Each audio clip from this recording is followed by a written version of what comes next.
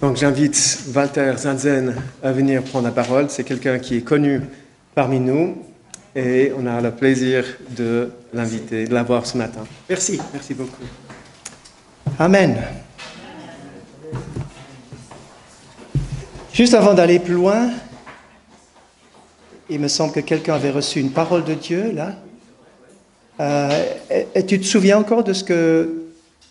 Tu peux la dire juste maintenant, là? Faire descendre sur mon peuple, sur mes enfants, l'esprit de sagesse, esprit de crainte de l'éternel, esprit de discernement. Non, voilà, ça c'était sanctification. Merci. Ok. Et de joie, amen. La joie est là ce matin. Je vais juste prier après cette parole. Seigneur notre Dieu, nous voulons que le Saint-Esprit ait libre cours ce matin au milieu de nous et que nous soyons non seulement à l'écoute, mais que surtout nous soyons obéissants. Nous puissions faire ce que tu nous dis de faire. C'est vrai, Seigneur, nous avons tellement besoin que l'esprit de sagesse, de révélation et de sainteté, Seigneur, puisse envahir, toucher tout ton peuple, Seigneur. Seigneur, sur toute la surface de la terre, mais aussi ce matin au milieu de nous, puisque tu nous en parles dans le nom de Jésus. Te remercions pour un ciel ouvert et pour une bénédiction, parce que tu sais, toi seul, rejoindre chacun au nom de Jésus. Amen. Amen. Une très courte annonce avant de démarrer pour la parole de Dieu. Avec Jenny, nous nous occupons depuis de nombreuses années de week-end pour personnes seules, personnes solo, 35 ans et plus. Ce n'est pas les jeunes directement, mais c'est ceux qui viennent après. Ceux qui sont solos, sont célibataires, veufs, divorcés ou autres. Et nous faisons des camps à l'Aisin pour des personnes qui se sentent concernées. Voilà, je laisserai quelques flyers à la sortie. Si vous en connaissez, bienvenue. Nous avons des gens de toute la Suisse romande, France, Belgique, en général, qui rejoignent nos camps. Et c'est une bénédiction de pouvoir les servir.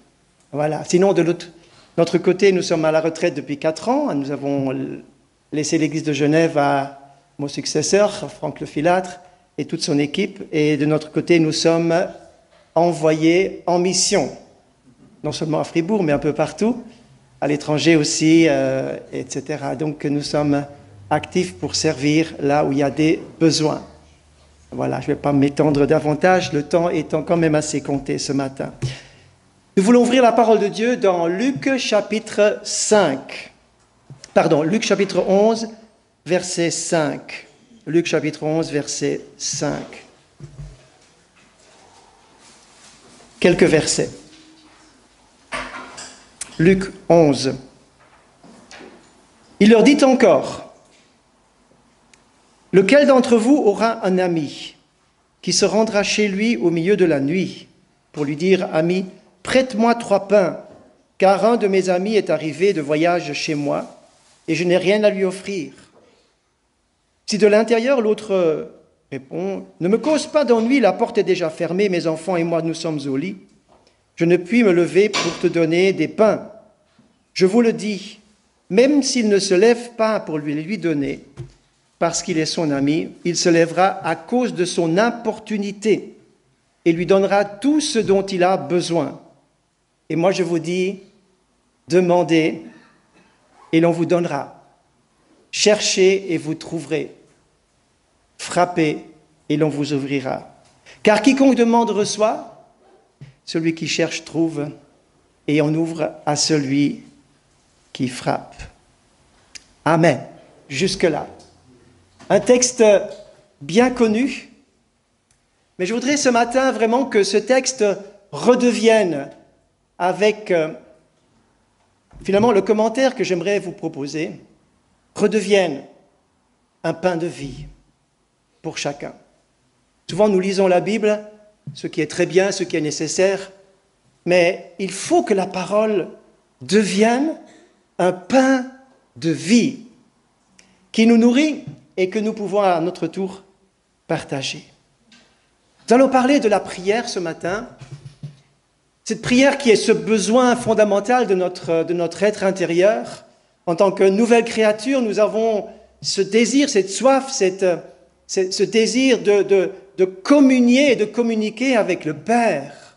de nous approcher de lui. C'est notre besoin vital tel que la respiration. Nous avons besoin de demeurer et de vivre sa présence. La prière, c'est non seulement ce besoin vital, mais c'est aussi cette puissance nécessaire pour que des portes s'ouvrent, pour que des choses changent, pour que des choses bougent. Nous prions parce que parfois nous sommes poussés par le moteur des besoins, par le moteur de la souffrance, des détresses et de toutes sortes qui font que nous prions plus intensément, aussi conduits par ces moteurs de détresse. Malgré tout cela, notre prière a souvent, nous l'avons vécu, des hauts et des bas. Nous avons parfois des hauts qui sont tels qu'on n'a plus envie de s'arrêter. On vit comme dans un jardin d'Éden, on vit comme dans un paradis, où la prière est juste continue. Et par le Saint-Esprit, nous pouvons prier sans cesse. Mais parfois ici, il y a également des phases difficiles où nous avons l'impression que le plafond est très bas et que nous avons l'impression que la prière est soumise à des attaques invraisemblables, que ça ne sert à rien, que ça ne marche pas et qu'on a déjà prié. Et puis les pourquoi viennent remplacer cette douceur de sa présence. Mais une chose est certaine, et ça a toujours été ma motivation également du temps où nous étions pasteurs, c'est que la prière communautaire est un moteur puissant. Est-ce que vous le croyez? La prière individuelle, c'est nécessaire. C'est notre vie normale. Mais la prière communautaire où les uns et les autres, nous sommes finalement en route et nous convergeons nos prières, c'est un chemin, nous traçons une route de prière où les uns et les autres peuvent s'accrocher et être finalement dynamisés, être propulsés, être encouragés par la prière des autres. Plus on prie ensemble, plus on a envie de prier ensemble. Moins on est accroché à la vie communautaire de la prière, plus nous sommes en distance.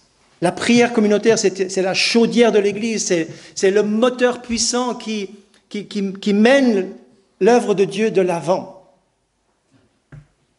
En tout cas, j'ai remarqué que depuis que la prière n'a pas été juste un programme ou un agenda où c'est programmé, mais où la prière est devenue une priorité à différents moments de la journée, de la semaine, que ce soit le matin, que ce soit midi, que ce soit le soir, que ce soit dans les groupes, que ce soit dans les réunions communautaires. Mais lorsque la prière est intentionnelle, frères et sœurs, les choses ont bougé différemment dans l'Église. Les âmes qui étaient quelque part à l'écart se sont rapprochées, des gens qui étaient bloqués se sont libérés, des personnes ou des situations familiales qui étaient bloquées dans des souffrances qui étaient vraiment indéfinissables, ont trouvé des solutions, des chemins se sont ouverts lorsque la prière devient une priorité. Et le Seigneur voudrait ce matin nous donner et nous aider au travers de ce texte, que nous puissions prier selon sa volonté, d'après ces 3 verbes: demander, chercher, frapper. Et je voudrais illustrer ça par un chemin ou des étapes où je dirais que ça pourrait ressembler à une maison à 2 étages, où il y a le rez-de-chaussée, le premier étage et le deuxième étage. Et si vous voulez, nous allons ensemble gravir ces 3 étapes ensemble. Demander, c'est le rez-de-chaussée. Chercher, c'est le premier étage. Frapper, on va y arriver ensemble dans ce deuxième étage où quelque chose de spécial nous attend. La première étape de cette vie de prière individuelle et communautaire, c'est demander. Et le Seigneur aime nous voir demander des choses. D'ailleurs, il y a beaucoup de promesses. Si vous lisez la suite du texte, verset 11 jusqu'à 13, rien que dans ce texte, le Seigneur va relever à 4 reprises le mot « demander ». Quel est le père parmi vous si son fils lui demande du pain, ou s'il lui demande du poisson, ou s'il lui demande un œuf? Ainsi le Père Céleste donnera le Saint-Esprit à ceux qui le demandent. La demande, c'est la base de la vie de prière. Si vous priez ensemble, lorsque nous commençons à louer le Seigneur, tôt ou tard, vous allez voir, des personnes vont commencer à demander des choses, n'est-ce pas vrai? Nous virons un peu naturellement dans les demandes, et puis le Seigneur n'est pas contre. Au contraire, il se réjouit de ce que nous exposons nos demandes. Je prends plusieurs versets juste pour illustrer cela. Philippiens 4, 6 nous dit « Faites connaître vos besoins à Dieu par des prières, des supplications, des actions de grâce. Faites connaître vos besoins. Demandez. Tout ce que vous demandez en mon nom, quelqu'un connaît la suite? Je le ferai afin que le Père soit glorifié dans le Fils. Si vous demandez quelque chose en mon nom, je le ferai.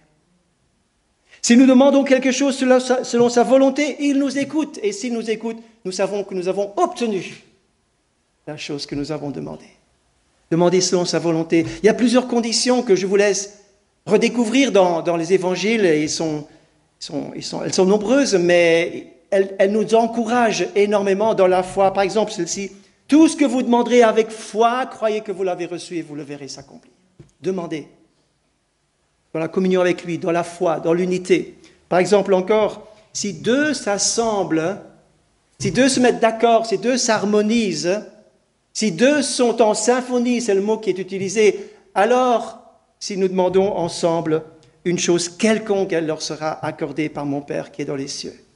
Demandez avec des conditions, nous donne des réponses. Le Seigneur ne dit pas quand, mais il dit qu'il y aura une réponse. Mon frère, ma sœur, ne te décourage pas si tu as demandé. Sache que celui qui demande reçoit. Tiens ferme à cette promesse. Quiconque demande reçoit. Tu as demandé souvent. Tu as demandé avec foi, tu as demandé dans l'unité, tu as demandé avec espérance, tu as demandé en demeurant dans le Seigneur, en obéissant à sa volonté. Tu as demandé. Continue à être à l'écoute du Saint-Esprit pour savoir si tu dois continuer à demander ou si tu vas simplement lâcher prise et l'adorer. Mais il est certain que la parole de Dieu va s'accomplir. Celui qui demande obtiendra.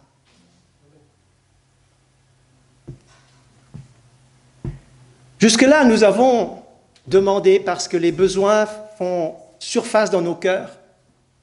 Les besoins sont pressants.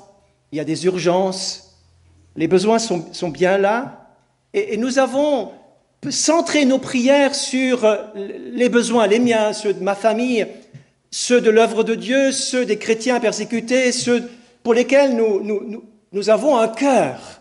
Et nous prions parfois pour le monde entier, comme des enfants prient, Seigneur, bénis tout le monde, bénis le monde entier. Ces demandes spontanées comme cela nous montrent que les besoins sont là en première ligne, souvent de nos prières. Le Seigneur dit, demande, persévère dans ma volonté, reste à l'écoute, reste dans l'unité, demeure en moi et tu verras que tu obtiendras, c'est garanti.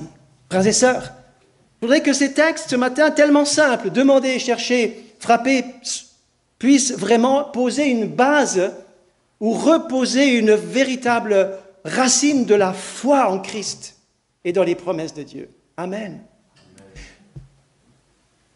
Nous sommes donc dans ce rez-de-chaussée de notre maison de prière qui représente la première étape que j'appellerais simplement la rencontre. Pour demander, il faut rencontrer Dieu. Il faut être en contact avec lui. Mais est-ce que...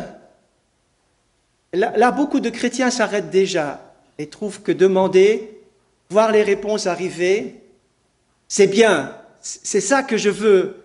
Dieu est à l'action, Dieu est à l'œuvre, Dieu est là pour moi. Et c'est magnifique, mais le Seigneur voudrait que nous puissions aller plus loin. Est-ce que vous êtes d'accord? Montons au premier étage. Et là, nous allons chercher. Chercher quoi? Chercher qui? Bien, vous allez commencer à chercher, frères et sœurs, lorsque quelque chose vous manque.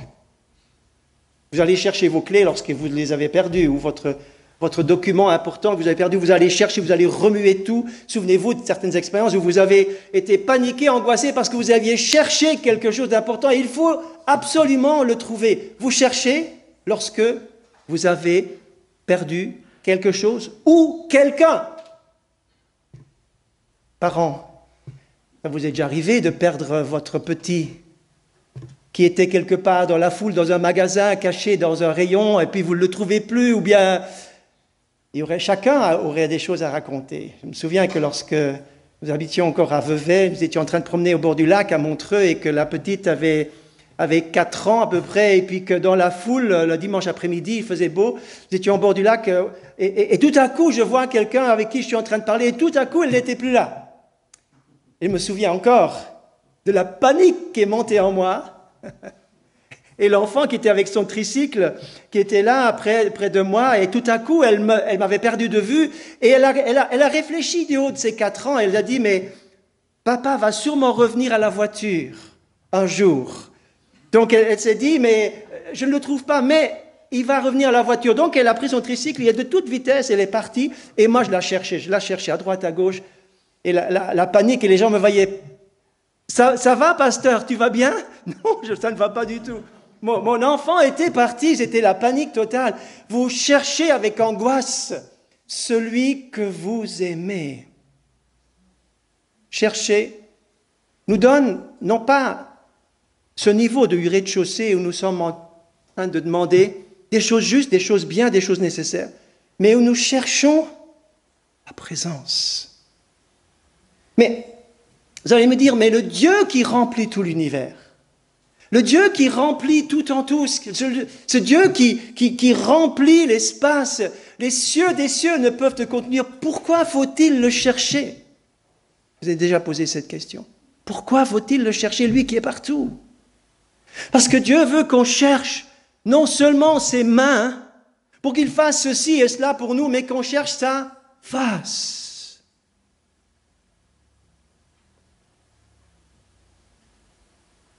Chercher nous touche de près, parce que cela parle de notre qualité de relation avec lui. Est-ce que Dieu est là juste pour répondre à nos besoins? Puis c'est bien, c'est un Dieu vivant, c'est un Dieu ressuscité, un Dieu puissant. Il fait bouger les choses parce que j'ai prié ou parce qu'il fait grâce. Il agit et nous voulons un Dieu qui agisse, mais le Seigneur veut nous faire monter à l'étage, à un niveau supérieur où nous voulons le chercher, non pas parce qu'il donne des choses, mais parce que nous avons besoin de le rencontrer.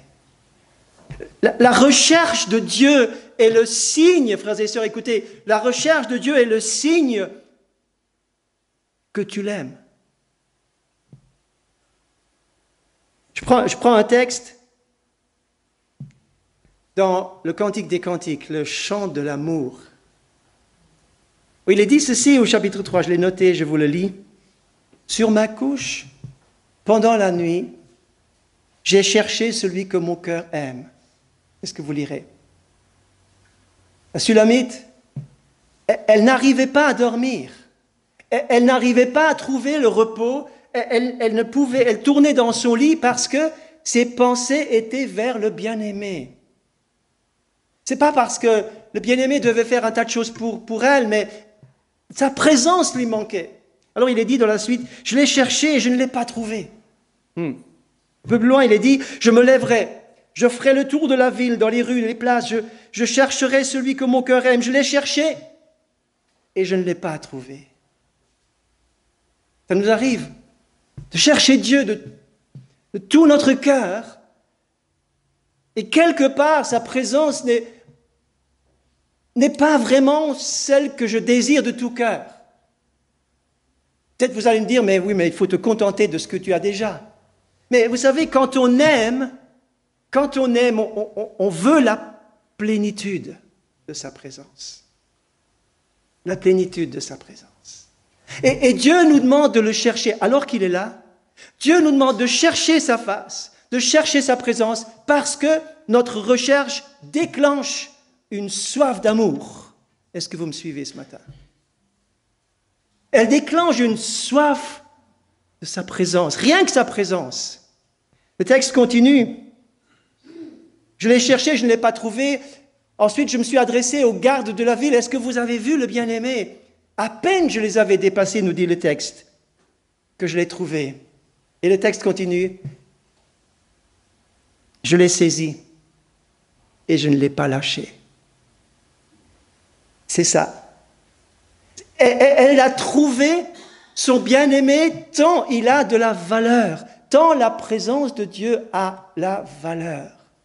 Frères et sœurs, est-ce que parfois le Seigneur nous fait chercher? Dans le psaume 10, il est dit, Seigneur, pourquoi te caches-tu? Le psaume 13 nous dit, jusque à quand m'oublieras-tu sans cesse? Jusque à quand me cacheras-tu ta face?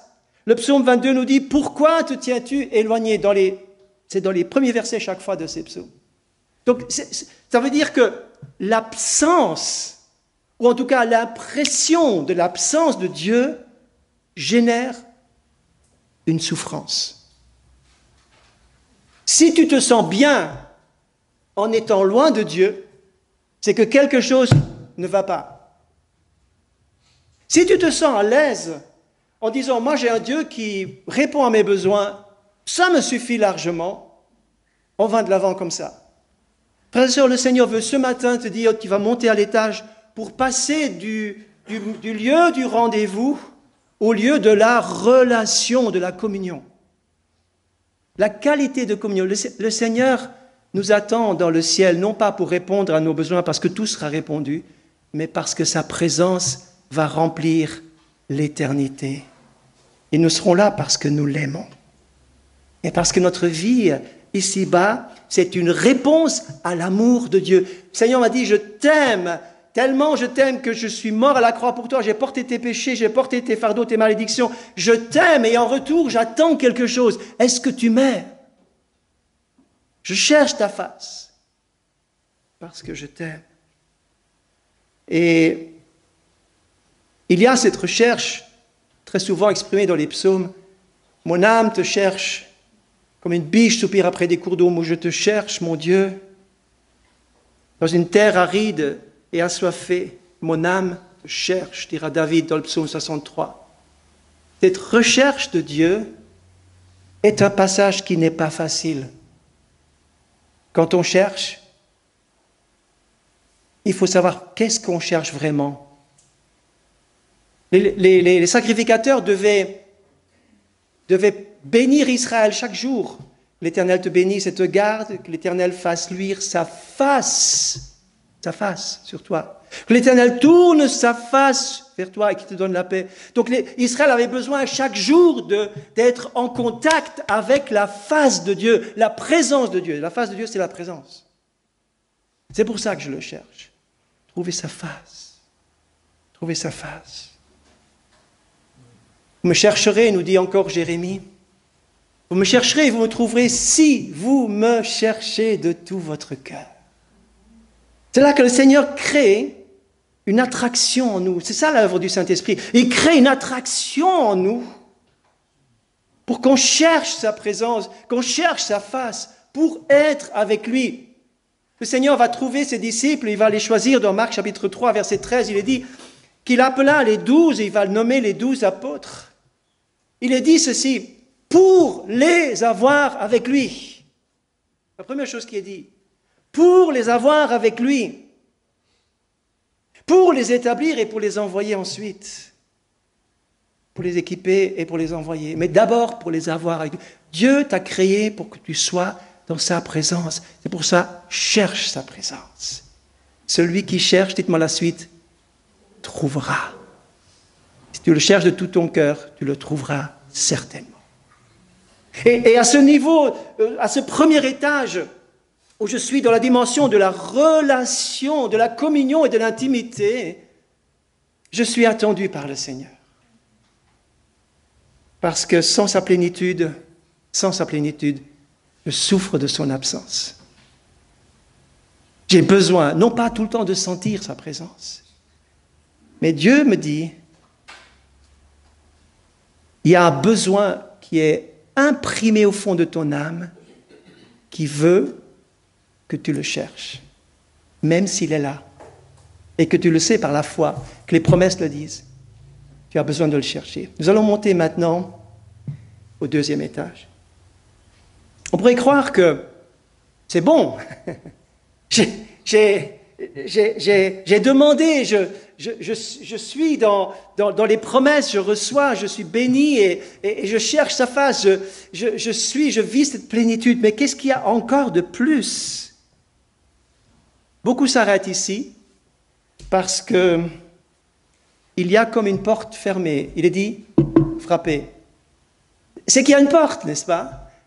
Il doit y avoir une porte. Et cette porte est fermée. Il y a quelque chose qui est là et quelque part la porte n'est pas ouverte. Et c'est là que je reviens au texte que nous avons lu juste précédemment, avec l'histoire de ces 3 amis.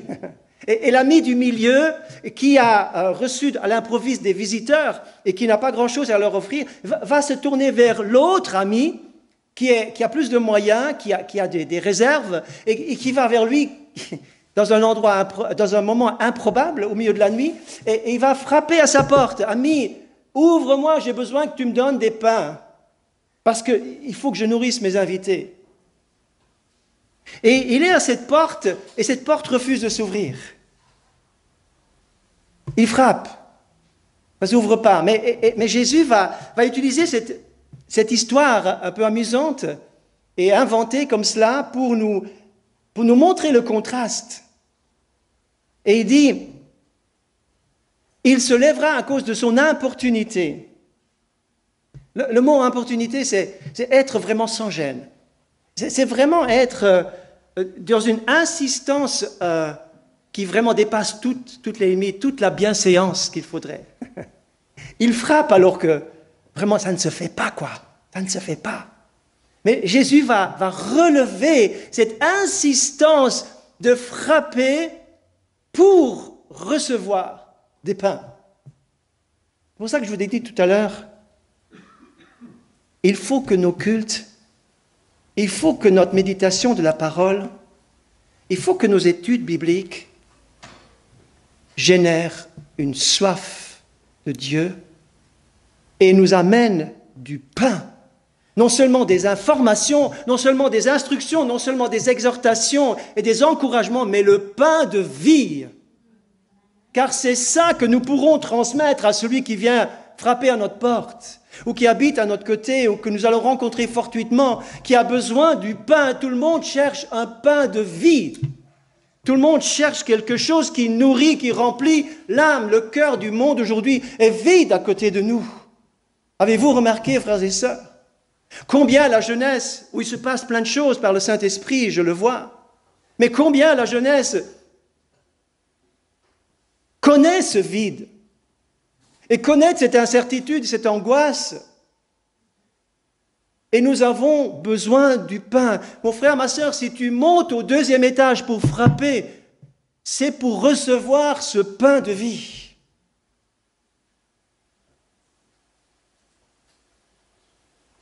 En tant que pasteur, en tant que prédicateur, nous ne sommes pas là pour forcément apporter une théologie, ce qui est important, bien entendu. Mais nous sommes là pour nourrir le troupeau, apporter un pain de vie. Et ce pain ne se trouve pas au bord de la route comme cela. Ce pain se trouve lorsque nous avons demandé, lorsque nous avons cherché sa face et lorsque nous avons frappé. Seigneur, j'ai besoin de ce pain. Je me vois encore à Genève. Ce n'était pas systématique, heureusement. Mais je me souviens que certaines semaines passaient tellement vite et qui étaient tellement remplies d'activités, où j'ai fait au mieux pour répondre à tout ce qui était mes responsabilités et tout ce qu'il y avait à faire. Et que j'avais prié, que j'avais étudié, mais que j'arrive quand même au bout de la semaine, et déjà c'est samedi, et nous avions les 2 cultes de dimanche, et je dis, Seigneur, je n'ai pas ce pain pour demain. Bien sûr, j'aurais pu ouvrir mon ordinateur et prendre à peu près n'importe quoi pour le réchauffer vite fait. Mais quelque chose en moi me disait, mais je veux un pain qui me nourrisse. Parce que ces 3 pains, imaginez, ces 3 pains que cet ami demande, ces 3 pains, mais il y en a 2 pour donner, mais il y en a aussi un pour moi. C'est-à-dire, moi, j'ai besoin d'un pain pour moi d'abord. J'ai besoin de quelque chose. Et je me vois marcher, déambuler dans l'église. J'étais là entre les rangs, entre les bancs, devant. J'étais en train de samedi, j'étais en train de, le soir arriver. J'avais toujours pas ce pain. Et lorsque je me suis calmé, lorsque j'ai continué à chercher la face de Dieu, Seigneur est venu. J'ai frappé avec insistance. J'ai insisté. Et c'est là que Dieu nous attend. Il y a cette porte qui va s'ouvrir, frères et sœurs, et vous ne pouvez pas défoncer cette porte. Il y a quelqu'un qui doit vous l'ouvrir de l'intérieur. Et lorsque le Seigneur vous ouvre cette porte, vous rentrez chez lui. Comprenez? Vous rentrez chez lui, vous êtes dans sa présence.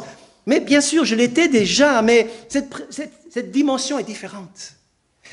Je suis au 2e étage dans le lieu de la révélation. Après le lieu de la rencontre et le lieu de la relation, je suis maintenant au niveau de la révélation.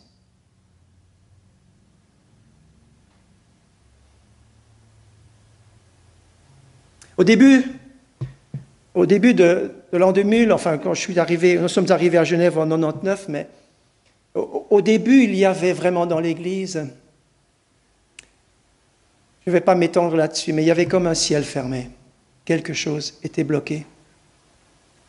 Et j'étais dans cette recherche de la face de Dieu. J'avais mon premier stagiaire qui était là et nous étions ensemble en train de prier, en train de chercher la face de Dieu. Mais je peux vous dire que lorsque vous frappez et que vous êtes là comme dans cette attitude de recherche, de l'humilité, de l'attente, qui ne s'explique pas, mais qui doit se vivre, je peux vous dire qu'au bout d'un certain temps, le ciel s'est ouvert. Pas d'un coup, mais progressivement. Dans notre situation, c'était comme ça. Et les choses se sont libérées. Des problèmes qui sont arrivés, qui sont tombés sur nous directement, se sont libérés les uns après les autres. Il a fallu du temps. Mais nous avons frappé. Mon frère, ma sœur, peut-être que tu es dans une situation qui ne s'ouvre pas. Et c'est une situation que tu ne maîtrises pas, que tu ne sais pas comment faire. Moi, je te dis ce matin de la part du Seigneur, frappez et on vous ouvrira.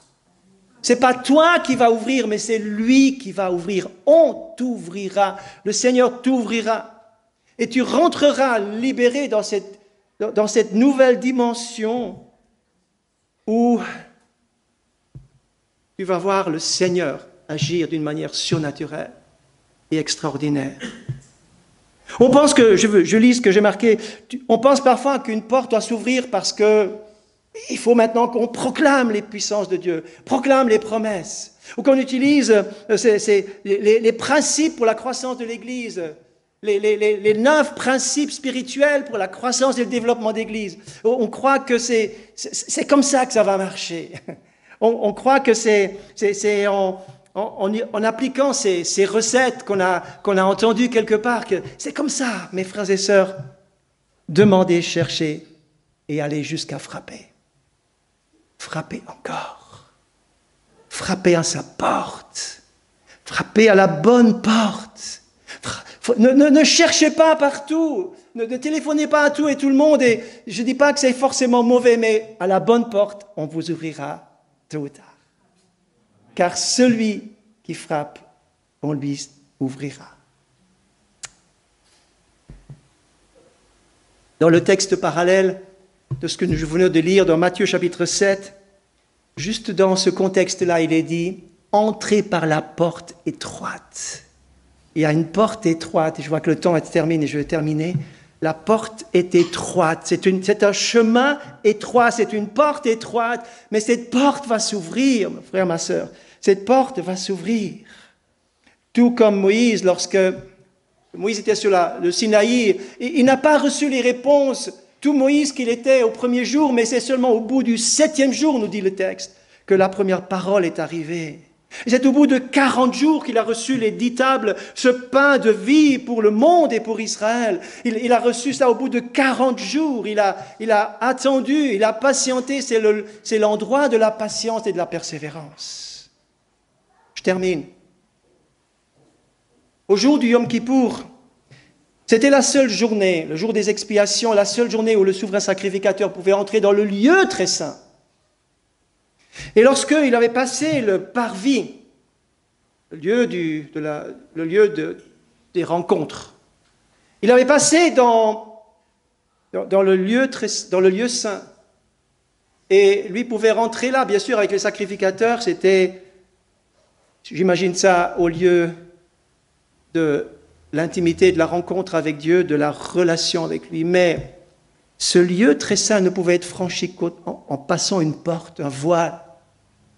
Et lorsqu'il passait ce voile, une fois par année, lorsqu'il était là dans le lieu où il n'y avait plus aucune lumière, il attendait, il présentait le sang du sacrifice et il attendait.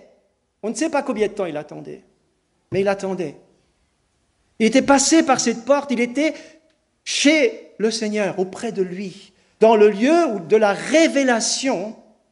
Et à un moment donné, la gloire de Dieu descendait. Alléluia.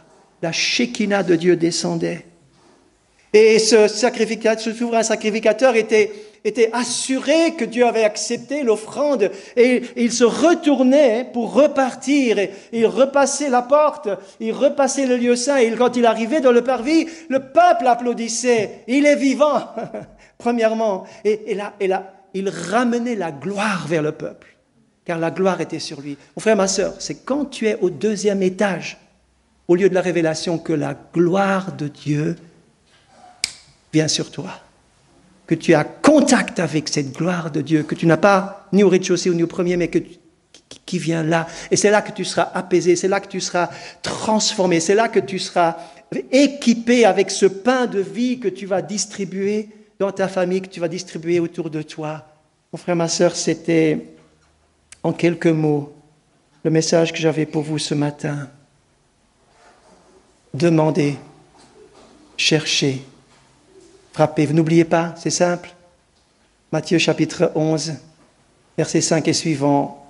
Celui qui demande reçoit, celui qui cherche trouve, et on ouvre à celui qui frappe. Est-ce qu'on peut se mettre debout, s'il vous plaît? Je vais juste prier. Père Céleste, je te remercie de ce que ce matin, Seigneur, tu bénis l'Église, Seigneur. Tu bénis l'Église dans son ensemble.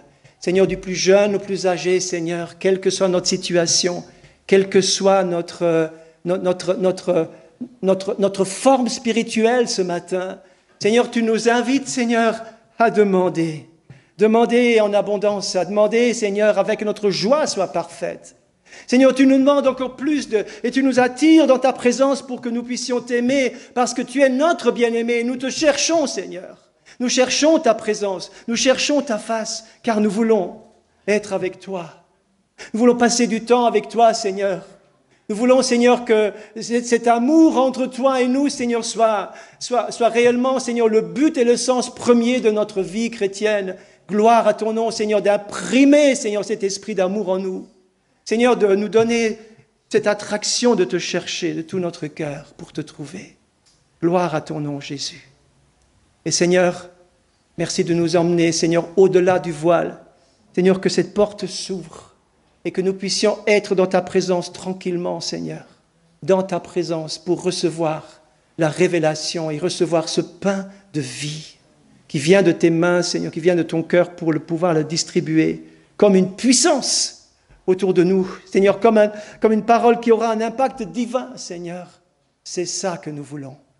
Seigneur, amène-nous dans cette dimension simple, profonde, mais aussi coûteuse, car il y a un prix à tout ça, Seigneur. C'est demander, chercher et frapper avec insistance. Au nom de Jésus, soyez bénis. Recevez ce matin. Laissez-vous équiper, apaiser, transformer, bénir ce matin. Laissez-vous toucher.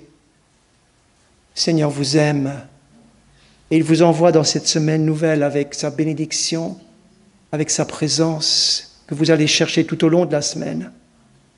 Qu'il en soit ainsi au nom de Jésus. Amen. Amen. Que Dieu vous bénisse. Merci.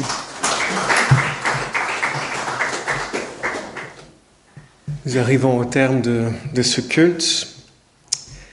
Il y aura des annonces qui seront affichées sur l'écran. Donc il y a des annonces habituelles. Je voudrais juste attirer votre attention sur la rencontre féminine. Donc le lieu de rencontre a changé. Ce n'est plus à l'église, mais à l'entrée de la forêt de Vancor, du côté Tamoil. Aussi, pour le 8 juin, donc, il y a un seul culte. Ce sera le culte de transition. Il y a le témoin qui sera passé à Stéphane. Et encore une fois, donc un seul culte à 10 heures. Et ensuite, encore un événement spécial, c'est la visite de Chad Holland, qui vient de l'église King of Kings à Jérusalem, qui va animer une soirée, donc le mercredi 11 juin. Vous êtes cordialement invités à venir participer. Je vous invite à vous lever pour la bénédiction finale.